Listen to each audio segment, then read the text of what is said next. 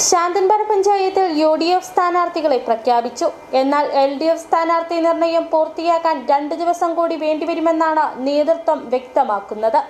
ശാന്തൻപാറ പഞ്ചായത്തിലെ 14 വാർഡുകളിലും 2 ബ്ലോക്ക് ഡിവിഷനുകളിലും കോൺഗ്രസ് സ്ഥാനാർത്ഥികൾ മാത്രമാണ് മത്സരിക്കുന്നത്.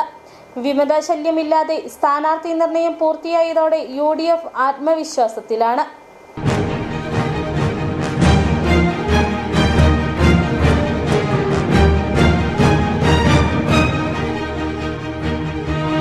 ശാന്തൻപാറ ഗ്രാമപഞ്ചായത്തിൽ കോൺഗ്രസ് സ്ഥാനാർത്ഥി നിർണയം പൂർത്തീകരിച്ച പ്രഖ്യാപനം നടത്തി.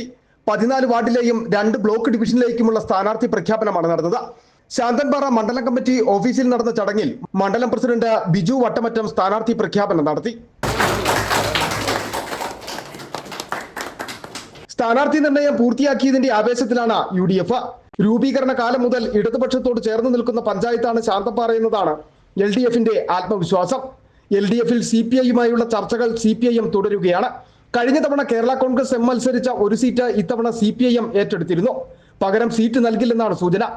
UDF സ്ഥാനാർത്ഥികളായി ദേവികുളം ബ്ലോക്ക് ശാന്തൻപാറ ഡിവിഷനിൽ KB വത്സനും പൂപ്പാറ ഡിവിഷനിൽ സിനി തങ്കച്ചനുമാണ് മത്സരിക്കുക.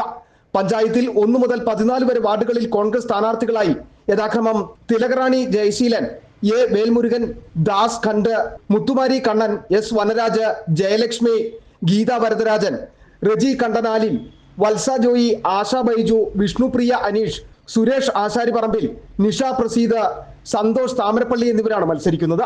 സ്ഥാനാർത്ഥി നിർണയം പൂർത്തീകരിച്ച 1ാം ഘട്ട പ്രചാരണം പൂർത്തീകരിക്കുകയാണ് കോൺഗ്രസ്. City vision Pooppara.